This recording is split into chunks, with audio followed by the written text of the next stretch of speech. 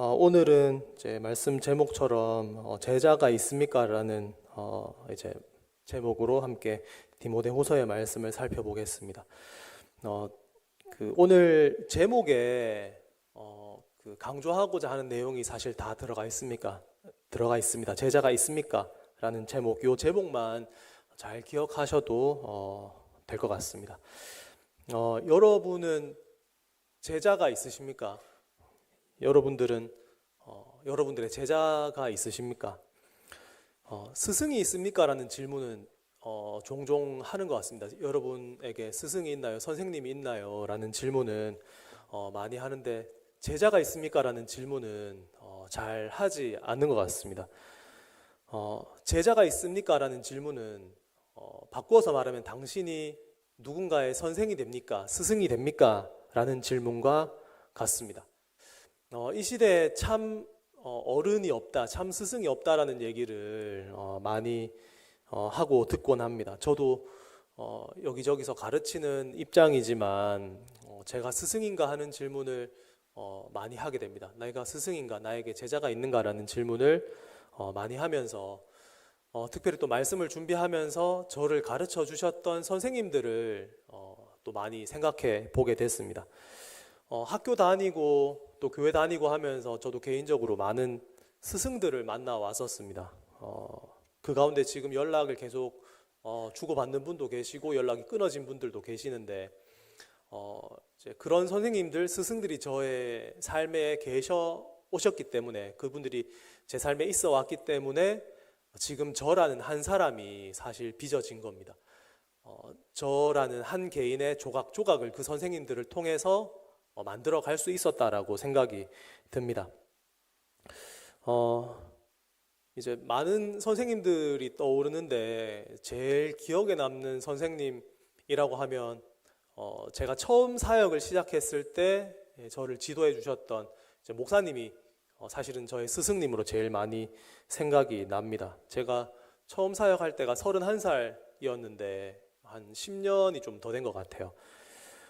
그때 정말 아무것도 모르고 신학교 처음 가서 학교에서 공부하면서 이제 전도사로 교회에서 가르치고 이렇게 했는데 정말로 준비가 안 됐었던 것 같아요. 아는 것도 사실 별로 없었고, 뭐 행정적으로나 뭐 영적으로나 준비된 부분이 거의 없다시피 한 상태에서 해야 되는 갑다 싶어서 이제 좀 사역을 시작한 부분이 있었는데, 그래서 하면서 되게 꾸중을 많이 들었습니다. 그때 그 목사님께서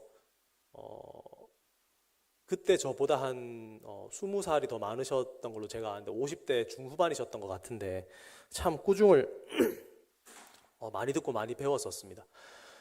그때 이제 꾸중 들었던 내용 중에 하나가 이제 사모님께 제가 꾸중을 들은 내용이었는데, 연말에 교회에서 이제 친구들에게 수고했다고 이제 상장을 만들어서 나누어 주는데, 제가 상장을 다 만들었어요. 만들고 이제 상장을 만들면서 문구를 이렇게 써가지고 적어서 이제 내일 애들한테 나눠줘야 되겠다, 상으로 줘야겠다 생각하고 먼저 이제 사모님께 보여드렸는데, 사모님이 딱 읽어보시고는 저한테 하시는 말씀이, 전도사님 이거 기도 안 하고 만드셨죠? 이렇게 말씀하시더라고요. 그래서 그때 사실 되게 기분이 안 좋았어요. 상장은 그냥 상을 주는 건데 상장 문구를 쓰는 거를, 이거를 기도를 하고 문구를 써야 하나. 저는 충분히 그 아이들을 생각하고 1년 동안 수고한 내용들을 이렇게 담아서 넣었다고 생각을 했는데, 물론 그분 사모님 말씀대로 기도를 안 하고 만든 거 맞습니다. 그런데 상장을 만들 때 그 문구를 쓰는데 기도를 해서 문구 하나하나를 작성해야 하나 하는 생각을 하면서 그때는 되게 별거 아닌 걸로 꾸중 들었다는 생각을 좀 했었습니다. 근데 그게 지금 제일 사실 기억에 남아요. 하나하나 하는 모든 것들을 다 기도로 해야 되는구나. 정말로 주님께 하듯 해야 되고, 정말로 마음을 담아서 해야 되고, 그 아이의 영혼 한 사람 한 사람을 생각해 가면서 주님께 올려드리면서 해야 되는구나 라는 생각을 그때 하게 됐습니다. 정말로 많은 걸 배우는 시간이었습니다. 이렇게 저한테 마음에 남고 기억에 남는, 또 지금도 연락하는 스승님들이 계시다면 여러분들께도 기억에 남는 스승들이 다 한 분쯤은 계시지 않을까 생각을 합니다. 오늘 읽은 성경 말씀의 이 내용도 스승과 제자의 관계로 맺어진 두 사람의 이야기입니다. 디모데 후서의 저자인 바울 그리고 수신자인 디모데, 스승과 제자의 관계죠. 바울은 디모데를 자신의 영적 아들이라고 할 만큼 아주 가까운 마음으로 이 친구를 디모데를 가르치고 그를 교육했던 것 같습니다. 바울은 자신의 제자이면서 또한 영적 아들인 디모데에게 몇 번의 편지를 통해서 복음에 대해서 또 하나님께서 맡기신 일에 대해서 가르쳐 줍니다. 영적 아들이며 또 후계자인 디모데는 그 편지들을 통해서 교회를 어떻게 세워가야 하는지, 성도들을 어떻게 양육해야 하는지, 또 그리스도인으로서 목회자로서 어떻게 살아야 하는지를 배우게 됩니다. 특별히 오늘 본문에서는 바울이 제자인 디모데에게 어떻게 살아야 하는지를 스승의 위치에서 알려줍니다. 스승으로서 후배 목회자인 디모데에게 그리스도인은 또 목회자는 이런 삶을 살아야 한다라는 것을 몇 가지 비유를 통해서 말해줍니다. 세 가지 비유로 바울이 디모데에게 말해주는데, 첫 번째는 병사, 두 번째는 운동선수, 세 번째는 농부입니다. 이렇게 세 가지 비유로 바울은 디모데에게 그리스도인의 삶에 대해서 가르쳐 줍니다. 각각의 내용을 간단하게만 우선 좀 살펴보자면, 먼저 병사의 삶을 바울은 이야기합니다. 오늘 읽은 본문 3절에서 4절 말씀을 보시면 이렇게 나옵니다. 너는 그리스도 예수의 좋은 병사로 나와 함께 고난을 받으라. 병사로 복무하는 자는 자기 생활에 얽매이는 자가 하나도 없나니 이는 병사로 모집한 자를 기쁘게 하려 함이라. 예수님의 좋은 병사가 되는 것, 하나님의 종은 그리스도의 예수님의 좋은 병사가 되는 것이다. 그런 삶을 사는 것이다 라고 바울은 첫 번째로 말해줍니다. 이 병사가 감당해야 하는 것이 무엇인가? 바울은 여기서 또 두 가지를 강조하는데, 3절 끝에 보시면 고난을 받는 것, 고난을 받으라 라고 말합니다. 그리고 4절 끝에 보시면 자신을 모집한 자를 기쁘게 해야 한다. 병사로 모집한 자를 기쁘게 하려 함이라고 하면서 두 가지를 이야기하죠. 병사로 부름받은 자가 해야 하는 것은 무엇인가? 고난을 받는 것, 그리고 자신을 부른 사람을 기쁘게 하는 것, 이 두 가지가 병사의 삶을 특징 짓는 것이다 라고 바울은 이야기합니다. 병사가 있다는 것은, 병사로 부름받았다는 것은 전쟁이 있다는 얘기입니다. 싸움을 벌이고 있는 중이다. 전쟁에 이기고 있든지 지고 있든지 군인은, 병사는 고난을 당할 수밖에 없습니다. 힘든 시간을 겪을 수밖에 없습니다. 싸우고 있는 상태이기 때문입니다. 따라서 군사로 부름받은 자들은 모두 고난을 겪어야 한다. 또 군인들, 병사들은 자신을 군인으로 부른 자의 그 부르심에 합한 삶을 살아야 한다. 부른 자의 뜻을 위해서 모집되었기 때문에 그 부름받은 사람으로서 부른 자를 기쁘게 하는 것이 부름받은 자의 목적이다 라고까지 이야기합니다. 국가가 불렀든 개인이 불렀든 부름을 받았다면 부름받은 병사의 목적은 부른 자의 뜻을 성취하는 것이라는 겁니다. 군인의 복무 의무는 개인의 삶에 앞섭니다.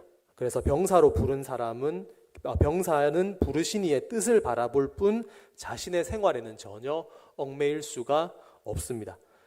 예수님께 부름받은 병사들은 그 생활이 이러해야 한다라는 겁니다. 주님의 군사들은 자신의 생활에 얽매이지 않고 자신의 삶을 주님께 온전히 드리고 자신을 부른 분, 예수님의 뜻에 합당한 삶을 위해서만 살아가야 한다. 고난을 받으면서 자신을 부르신 하나님께만 기쁨을 드리는 자들로 살아가야 한다. 이것이 바울이 첫 번째 디모데에게 말하는 그리스도인의 삶의 모습입니다. 두 번째는 운동선수의 비유입니다. 오늘 읽은 5절 말씀을 보시면 이렇게 말합니다. 경기하는 자가 법대로 경기하지 아니하면 승리자의 관을 얻지 못할 것이며, 운동선수의 비유를 이야기하면서 운동선수가 법대로 경기해야 한다라고 말합니다. 운동선수의 목표가 무엇입니까? 운동선수는 무엇을 향해서 달려갑니까? 상을 얻기 위해서 달려가죠. 그것을 오늘 본문에서는 승리자의 관이라고 이야기합니다. 그런데 그렇다면 이 승리자의 관은 어떻게 얻을 수 있는가? 법대로 경기했을 때 얻을 수 있다라는 겁니다. 모든 운동에는 규칙이 있습니다. 그 규칙대로 규칙을 지키면서 달려갈 때, 규칙을 지키면서 좋은 결과를 낼 때 운동선수는 상을 받을 수 있다. 아무렇게나 달려간다고 해서 그냥 무작정 열심히 한다라고 해서 상이 주어지는 것이 아니라 법대로 규칙대로 경기해야 한다. 그리스도인이 법대로 경기한다라는 것은 그렇다면 무엇을 의미할까요? 하나님의 말씀대로 살아가면서 경주해야 한다는 것을 말합니다. 운동에 법이 있듯이 성도의 영적인 경주에도 법이 있습니다. 하나님의 말씀을 지키면서 그것에 순종하는 것, 그것이 하나님의 법대로 경기하는 것이다. 그리고 그렇게 말씀을 지키고 순종하면서 달려갈 때 그 경주 끝에 승리자의 관을 받을 수 있다. 바울은 두 번째로 이렇게 운동선수를 비유로 들어서 바울에게 그리스도인의 삶을 가르쳐 줍니다. 마지막 세 번째 비유는 농부의 비유입니다. 오늘 읽은 6절 말씀에 이렇게 말합니다. 수고하는 농부가 곡식을 먼저 받는 것이 마땅하니라. 수고하는 농부가 먼저 곡식을 받는 것이 마땅하다. 일하지 않는 농부에게는 아무런 열매가 없습니다. 아무런 수확이 없습니다. 잠을 이겨내고 부지런히 씨를 뿌리고 물을 주고 가꾸고 키워야지 농부가 좋은 열매와 곡식을 거둘 수 있습니다. 그렇게 수고한 자에게 곡식이 먼저 주어지게 됩니다. 일하지 않으면 먹을 수 없습니다. 그리스도인도 수고하는 자가 열매를 얻습니다. 기도하는 자가 기도의 열매를 얻고 말씀을 읽는 자가 말씀의 열매를 얻게 됩니다. 전도하는 자가 전도의 열매를 맺게 되는 겁니다. 수고하는 그리스도인만이 무언가를 거둘 수가 있다. 마지막으로 이렇게 농부를 비유로 들어서 바울은 그리스도인의 삶이 이러해야 한다라고 가르쳐 줍니다. 이렇게 세 가지 비유, 병사, 운동선수, 농부를 바울은 예로 들어가면서 그리스도인의 삶이 이러해야 한다라고 말해주는데 지금 바울이 비유로 들어서 말하는 이 세 가지는 사실 바울 자신의 모습입니다. 바울이 살았던 삶의 모습이 이러한 겁니다. 바울은 누구보다도 충실한 또 고난받는 예수님의 좋은 병사였습니다. 그러니까 좋은 병사로 바울은 주님께 충성했고 주님을 위해 일했습니다. 자신의 삶을 접어두고 자신을 부르신 예수님을 기쁘시게 하는 데만 초점 맞추어서 살아가는 좋은 병사. 바울은 이렇게 좋은 병사였습니다. 바울은 또한 뒤를 돌아보지 않는 운동선수였습니다.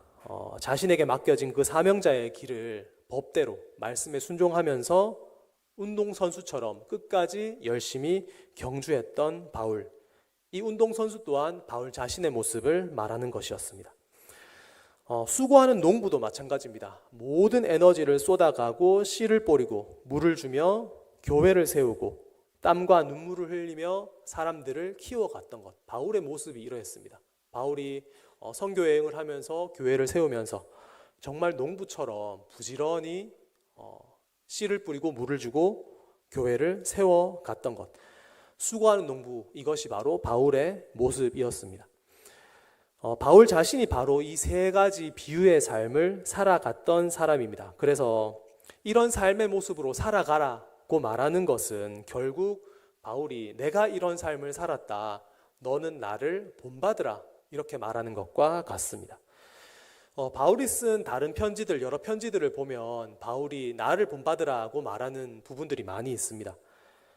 교만이 아닙니다. 나를 본받으라고 하는 것은 절대로 교만이 아니라 바울이 정말로 자기 자신이 예수님을 따라 살아갔다는 그 확신에서 나오는 말이었던 것입니다.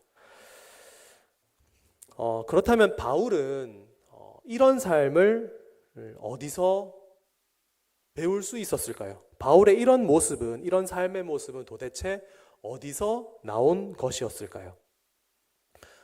바울 자신이 이런 삶의 모습을 스스로 만들어낸 것이 아닙니다. 바울 자신도 배운 겁니다. 바울 자신도 그것을 스스로 개발하고 만들어낸 것이 아니라 자신이 원형이 아니라 다른 이에게서 배웠던 겁니다.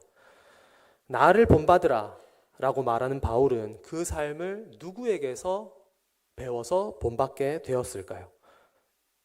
바울은 자신의 삶을, 이러한 삶의 모습을 예수님에게서 배우고 본받았습니다. 바울 자신이 예수님을 닮아가는 삶을 살아가고 있었던 겁니다. 오늘 본문에서 세 가지 비유, 병사, 운동선수, 농부를 예로 들면서 이런 사람의 모습을 닮아가라고 바울이 디모데에게 권면하는데, 이 비유를 마치면서 바울은 이렇게 말합니다. 오늘 읽은 마지막 말씀을 보시면, 내가 전한 복음대로 다윗의 씨로 죽은 자 가운데서 다시 살아나신 예수 그리스도를 기억하라. 세 종류의 사람의 삶을 이야기하면서 바울은 그 끝에 예수 그리스도를 기억하라고 말합니다. 무슨 뜻인가? 좋은 병사가 되라. 법대로 달려가는 운동선수가 되라. 수고하는 농부가 되라. 그리고 너는 예수 그리스도를 기억하라. 결국 바울이 예로 든 이 삶의 모습은 자신이 추구해왔던, 또 자신이 달려가고 있던 그런 삶의 모습이었지만 그 모습의 원형이 바로 예수님이셨다라는 겁니다. 병사, 운동선수, 농부가 결국은 예수님을 가리키고 있었던 겁니다. 예수님은 좋은 병사로 자신의 뜻대로 살아가는 것이 아닌 자신을 보내신 하나님 아버지의 뜻대로 이 땅에서 살아가셨습니다. 그 아버지 하나님의 뜻대로 고난을 기쁘시게 받는 그 삶을 예수님께서 살아가셨습니다. 예수님께서는 또한 법대로 달려가는 운동선수로 하나님의 말씀을 지키며 자기에게 맡겨진 그 십자가의 길을 끝까지 달려가셨습니다. 예수님은 또한 수고하는 농부로 열심히 말씀과 기도의 씨앗을 뿌리셨고 자신의 생명까지 하늘에 썩어질 밀알로 심으시고 그 심으심을 통하여서 많은 구원의 열매를 맺으시기까지 하셨습니다. 예수님이 바로 이 모든 비유의 결정체이셨던 겁니다. 그래서 바울이 이런 모습으로 살아라, 이런 자들을 닮아라 라고 지금 얘기하는 것은 내가 이런 모습으로 살아갔지만, 그렇지만 내가 이런 모습으로 살아갈 수 있었던 것은 결국 예수님을 통해 배웠기 때문이다.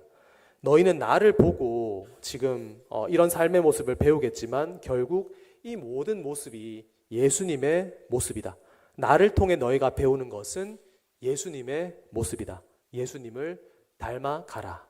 바울은 지금 자신의 모습에 드러난 그 모든 것이 예수님이셨음을 말하면서 예수님을 닮는 삶으로 그의 제자인 디모데를 초청하고 있는 겁니다. 예수님께서 바울을 제자로 삼아서 그리스도인의 그 살아가야 하는 삶의 모습을 보여주셨고, 바울은 자신의 제자인 디모데에게 나를 본받으라고 하면서 자신이 닮아가고 있는 예수님의 모습을 보여주었습니다. 그리고 그런 맥락에서 오늘 2절 말씀을 읽어보면 바울은 디모데에게 이렇게 말합니다. 2절 말씀, 또 내가 많은 증인 앞에서 내게 들은 바를 충성된 사람에게 부탁하라. 그들이 또 다른 사람들을 가르칠 수 있으리라. 디모데야, 이제 너도 제자를 삼아라. 나에게서 본 것, 들은 것, 배운 것, 충성된 다른 사람들에게 부탁해라. 그들에게 맡기고 그들에게 넘겨주라. 그들에게 가르쳐서 그들도 알게 하라. 무엇을 봐야 하는지, 무엇을 보고 예수님의 삶을 닮아가야 하는지, 예수님의 모습이 어떠한 모습인지, 예수님의 삶이 어떠한 삶이었는지를 이제는 네가 제자를 삼아서 가르쳐 주라고 말하고 있는 겁니다. 바울이 디모데에게 보여주고 가르쳐 준 것은 단순한 어떤 사역의 기술이 아니었습니다. 머리만 커지는 어떤 지식적인 것이 아니었습니다. 예수님을 닮아가는 삶이었습니다. 바울이 디모데에게 보여주었던 그것은 바로 예수님의 삶 그 자체였습니다. 병사, 운동선수, 농부로 살아가셨던 예수님, 그 예수님의 모습을 바울이 닮아가면서 그 예수님의 삶을 디모데에게 기억나게 하고 전수해 주었습니다. 그리고 디모데 역시 예수님을 닮아가면서 자신의 제자들에게 그 예수님의 모습을 보여주어야 했던 겁니다.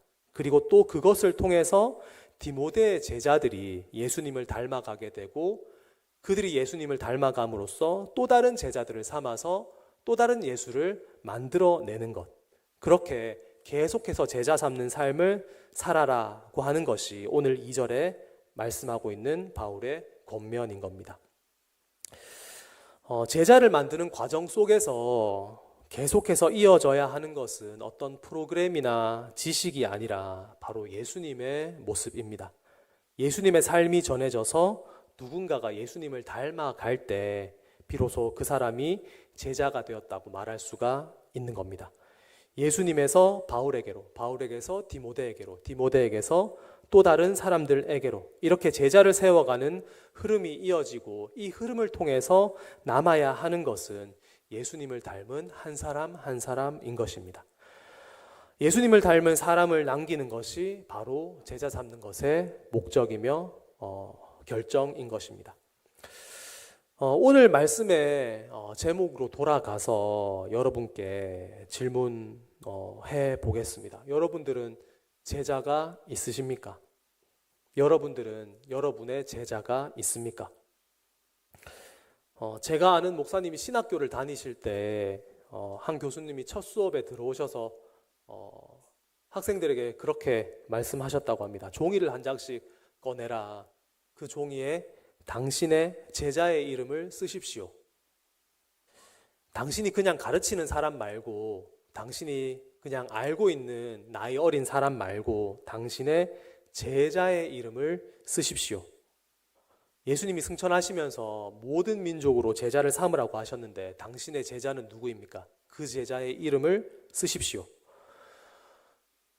그 수업에 있던 몇몇 사람들이 그 질문 앞에 울었다고 합니다. 이름을 쓸 사람이 없어서 아무도 적지 못해서 그 앞에 울었다라고 합니다. 그렇게 오랫동안 사역했는데, 그렇게 오랫동안 가르쳤는데 제자로 떠오르는 사람이 한 사람도 없어서 그 앞에서 눈물을 흘려야 했던 겁니다. 여러분도 지금 여러분 본인에게 질문하면서 한번 생각해 보십시오. 나에게 제자가 있는가? 여러분의 마음에 떠오르는 제자가 있습니까? 형식적인 선생과 제자의 관계에서의 제자가 아니라 손 윗사람과 손 아랫사람의 관계에서 제자가 아니라 진짜 여러분의 제자가 있는지 한번 떠올려 보시고 질문해 보십시오. 제자가 있습니까? 저는 아까 말씀드린 것처럼 스승이라고 부를 수 있는 많은 분들이 계시다라고 말씀을 드렸지만 이 질문 앞에 저도 사실 당당하게 이야기할 수가 없을 것 같습니다. 나에게 제자가 있는가라는 이 질문에 저도 사실 자신이 없습니다. 몇몇 교회들에서 어린 학생들 또 청년들을 가르치고 지도해 왔고 지금 우리 교회에서도 학생들과 청년들을 가르치고 지도하는 입장이지만 이들이 나의 제자인가? 바꾸어서 말하면 나는 이들에게 참 선생인가? 라는 질문에 자신 있게 그렇다라고 말하기가 어렵습니다. 강단에 선다고 해서 스승이 되는 것이 아니라 앞에 있다고 해서 스승이 되는 것이 아니라 나이가 많다고 해서 스승이 되는 것이 아니라 오늘 바울이 디모데에게 전하는 말씀에 비추어 봤을 때는 참 스승은 예수님을 보여주는 사람인 것입니다. 예수님을 기억나게 하는 사람, 그 사람이 교회에서 주님께서 말씀하시는 참 스승이며 그런 사람만이 제자를 만들 수가 있는 겁니다. 예수님은 좋은 병사, 운동선수, 또 농부이셨습니다. 그리고 그 모습을 담고 본받아서 바울도 예수님처럼 좋은 병사, 좋은 운동선수, 또 수고하는 농부가 되었습니다. 바울은 그렇게 예수님의 삶을 배웠고 삶의 모습을 그 안에 품고 살았으며 그 제자인 디모데에게 예수님을 떠오르는 삶을 살았습니다. 떠오르게 하는 삶을 살았습니다. 그러고는 요청합니다. 내게 들은 바를 나에게서 배운 것을 너도 다른 사람들에게 가르치고 보여주라. 너도 나처럼 예수님을 기억나게 하는 삶을 살아라. 너도 예수님을 닮은 스승이 되어서 예수님을 닮은 제자를 만들어라. 그러면 그들이 또 다른 예수 닮은 자들을 키워낼 수 있을 것이다. 예수님을 닮아가는 사람이 또 다른 예수님을 닮은 자들을 길러내는 것, 이것이 제자를 삼는 과정이고 지금 바울이 디모데에게 요청하고 있는 내용인 것입니다. 그리고 그것이 바로 예수님께서 하늘로 올라가시기 전에 예수님의 제자들에게 명령하셨던 그 내용입니다. 모든 민족으로 제자를 삼아라. 모든 민족으로 나를 닮은 자들을 길러내라.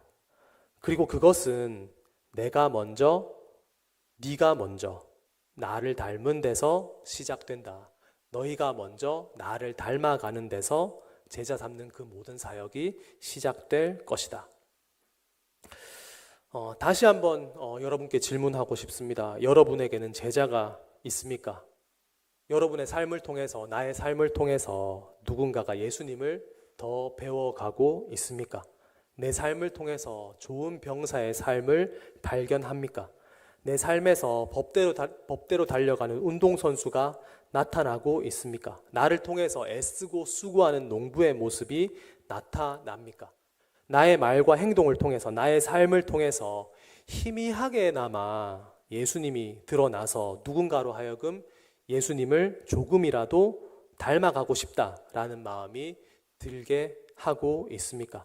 나를 통해서 누군가가 예수님을 본다면, 그래서 그 사람이 예수님을 조금씩이라도 닮아가고 있다면 지금 그 사람은 제자가 있는 사람인 것입니다. 예수님께서는 우리를 제자로 부르셨지만 동시에 제자를 세우는 삶으로도 부르셨습니다. 그래서 우리는 두 가지 질문 앞에 늘 서야 합니다. 나는 예수님의 제자인가? 그리고 나에게는 제자가 있는가? 오늘 말씀을 정리하면서 우리의 제자됨을 다시 한번 살펴보면 좋겠습니다. 오늘 모든 세대가 함께 예배하는 자리로 이렇게 모였는데 제목에서 말하는 이 질문, 제자가 있습니까? 라는 이 질문은 어른들에게만 해당되는 질문이 아닙니다. 모든 세대의 모든 그리스도인들에게 해당하는 질문입니다. 당신은 제자가 있습니까? 나이가 많다고 제자가 더 많은 것도 아니고 나이가 적다고 제자를 만들 수 없는 것도 아닙니다. 예수님을 닮아가는 사람이 곧 예수님의 제자이며 예수님을 닮아 다른 사람으로 하여금 예수님을 닮아가게 하는 그 사람이 제자를 만들어낼 수 있는 겁니다. 나이가 어려도 학생이라도 청년이라도 제자를 만들 수 있고 제자를 만들어야 합니다. 나이는 어리지만 예수님의 좋은 군사의 모습, 수고하는 농부의 모습을 닮아가고 기억나게 할 수 있습니다. 나이와 상관없이, 환경과 상관없이 나를 통해서 예수님의 모습을 드러낼 수 있습니다. 내가 얼마나 예수님을 닮아가고자 하는가에 달려 있는 겁니다. 당신은 예수님을 닮아 있습니까? 당신을 통해서 누군가가 예수님을 닮아가고 있습니까? 당신을 통해서 누군가가 예수님을 더 정확히, 더 분명히 보고 있습니까? 제자가 있습니까? 교회 공동체와 더불어 우리의 가정에서도 이 제자 만드는 사역이 계속해서 이루어져야 합니다. 모든 부모님들은 자녀를 여러분들의 제자가 되게 해야 합니다.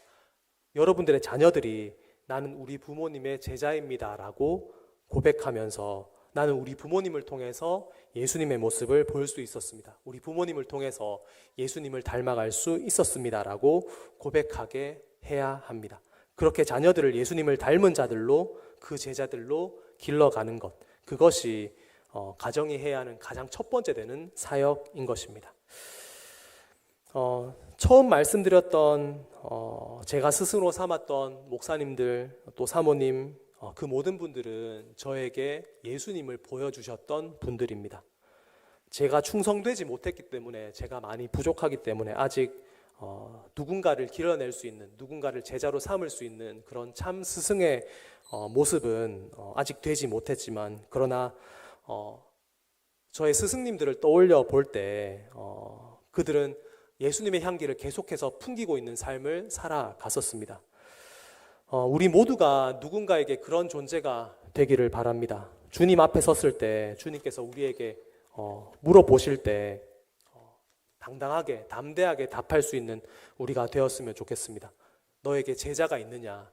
너의 제자가 누구냐? 주님께서 우리에게 물어보실 때 아무도 생각나지 않는다면 얼마나 부끄러울까요? 교회를 몇십 년 다녔는데 이런 직분도 하고 이런 봉사도 했는데 이렇게 많이 교회에 살았는데 주님 저의 제자 떠오르는 사람이 없네요라고 이야기한다면 얼마나 부끄러울까요? 네, 주님, 송정교회에 누구가 저의 제자입니다. 저의 자녀 누구가 저의 제자입니다. 당당하게 말할 수 있는 우리 모두가 되었으면 좋겠습니다. 우리가 먼저 주님의 제자가 되어서 주님의 모습을 우리 삶에 심어가고 그렇게 우리 삶에 심겨 계시는 그 예수님의 모습을 누군가가 볼 수 있도록, 그래서 진짜로 한 사람 한 사람이 다른 한 사람의 제자를 세워가고 삼아가는 그런 송정교회가 되었으면 좋겠습니다. 제자가 있습니까? 라는 질문에 네, 저에게 제자가 있습니다 라고 당당하게 말할 수 있는 모든 성도님들이 되시기를 간절히